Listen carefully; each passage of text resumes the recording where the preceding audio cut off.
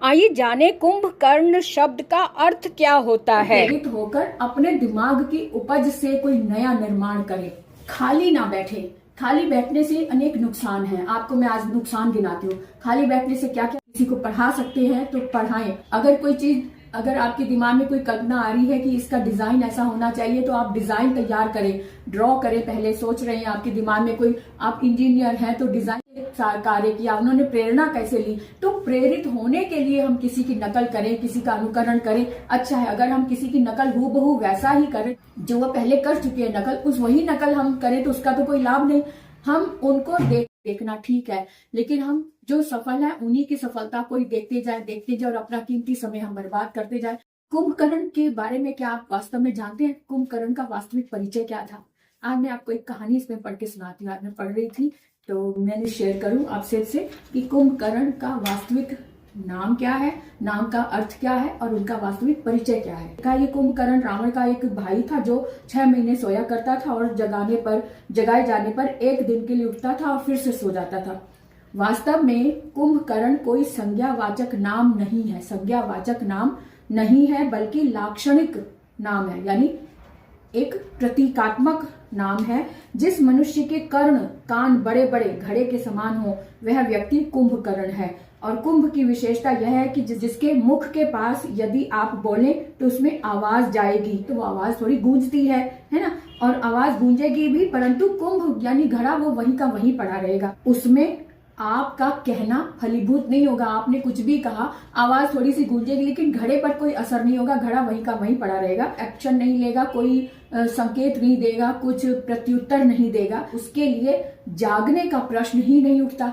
यदि कोई अच्छी या लाभदायक बात अथवा ज्ञान का कोई अनमोल रहस्य सुनने पर भी नहीं सुनता, उसे क्रियान्वित नहीं करता, तो मानो वह कुंभकर्ण है।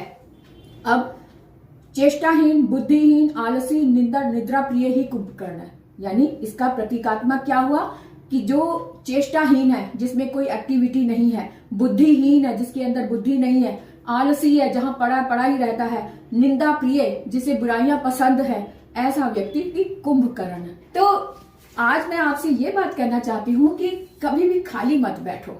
कुंभकर्ण की जैसे आप हर समय सोते मत रहो। ऐसा व्यक्ति विशेषता लिए हुए नहीं होता। ऐसा व्यक्ति सिर्फ अपना समय बर्बाद करने के लिए आता है संसार में। ऐसा व्यक्ति सिर्फ भार स्वरूप होता है, खाया और सो गया, खाया और सो गया। ऐसा जीवन बनाओ जो किसी औरों के लिए उपयोगी हो। आपका जीवन देखने में सुंदर है लेकिन आप किसी के काम नहीं आ सकते, किसी का कोई कार्य नहीं संभाल सकते, तो आपका जीना बेकार है। बच्चे जैसे बड़े होते हैं तो उनसे एक कॉमन रूप में हर कोई कहता है कि बेटा खाली मत बैठो, खाली मत बैठो। उसका क्या बच्चे समझ नहीं पाते कि खाली का क्या मतलब है। खाली नहीं बैठो तो क्या कोई चीज तोड़ू, इधर भागू उधर भागू। जब मैं भागता हूँ बच्चे भागते शरारत करते तब भी परेशान होते हैं पेरेंट्स की, शोर मचा रहे हैं, कभी ये चीज तोड़ दी, कभी वो चीज तोड़ दी, कभी खुद गिर गए, चोट लग गई। कोई बात नहीं, एक्टिव तो है ना बच्चे, एक्टिव रहने दो। अगर बच्चा चुपचाप बैठा है तो बल्कि तब चिंता करो कि क्या हुआ, बच्चा बैठा कहाँ है, कोई ऐसी चीज को तो नहीं छेड़ा जो उसके लिए नुकसानदायक हो।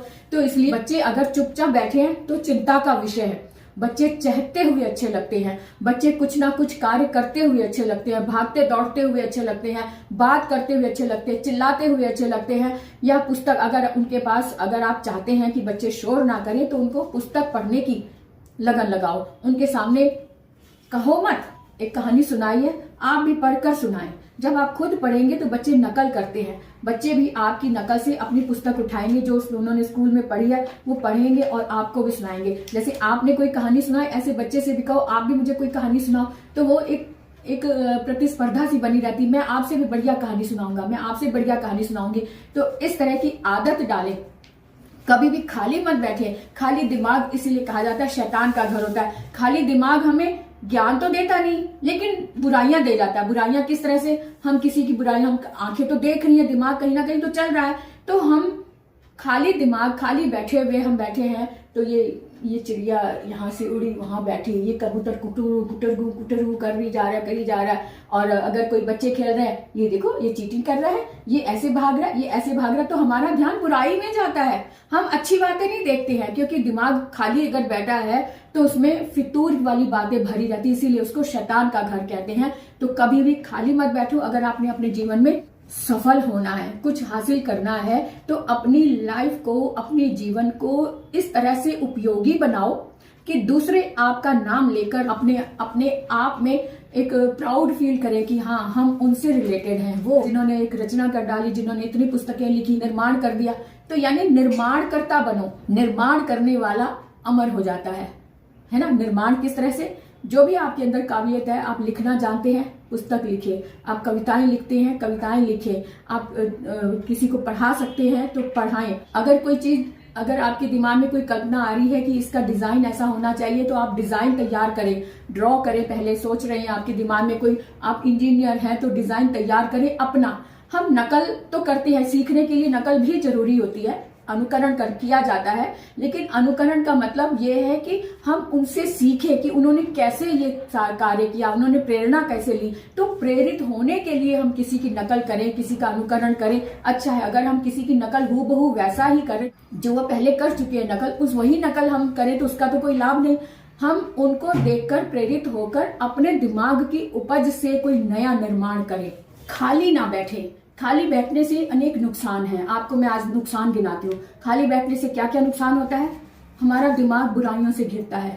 हमारे दिमाग को कोई निंदा करना हो तो हमें अच्छा लगता है सुनने में। तो जब हम इस तरह की बातों में घिर जाते हैं तो हम अपने आप को ही खाली करने में लग जाते हैं। खाली किस तरह से? जैसे दीमक, एक बार लग गया दीमक, एक बार कीड़ा उसमें घुस गया लकड़ी में, तो वो अंदर ही अंदर खोखला कर देता, उसमें कुछ नहीं बचता। खाली बैठना यानी दीमक को आमंत्रित करना। तो क्या हम इस तरह से ऐसा जीवन जीने की उम्मीद कर रहे हैं? नहीं ना। अपने जीवन को दीमक का घर मत बनने दो। हमेशा कुछ ना कुछ क्रिएटिव करें, कुछ कार्य करें। जो दुनिया में आए हैं तो किसी ना किसी उपकार के लिए हो, अपने लिए जो हमने सीखा है वो दूसरों तक पहुंचाए। तो इस तरह से जब हम कार्य करते रहेंगे तो हम कुछ ना कुछ सीखेंगे। सीखते रहने से और दूसरों की नजरों में हमारा महत्व होगा। दूसरे हम तक आएंगे, हम तक पहुंचेंगे कुछ सीखने के लिए। अगर हमारे अंदर कुछ भी नहीं होगा, घड़े की जैसे हम खाली हैं, जहां पड़े हैं, तो हमारे पास कोई नहीं आएगा कुछ सीखने के लिए। उसको पता है कि इसके पास कोई ज्ञान नहीं है, इसके पास बैठना है तो सिर्फ बुराइयां सीखनी है तो इसके पास बैठ जाओ। इसलिए कभी खाली मत बैठो। जिन्होंने प्रयास किया वो टीवी तक पहुंचे, उन्होंने सफलता पाई, उनसे प्रेरणा लो। इनसे प्रेरणा लेकर हम अपने जीवन में अपने आप को भी क्रियान्वित करें। यहाँ तक देखना ठीक है, लेकिन हम जो सफल है उन्हीं की सफलता को ही देखते जाए और अपना कीमती समय हम बर्बाद करते जाए। हमारे पास जो कीमती कार्य है उसको हम डंप करके बैठे और देख रहे, तो ये कहाँ की अक्लमंदी है ना। तो इसलिए खाली मत बैठो, कुछ ना कुछ कार्य करो।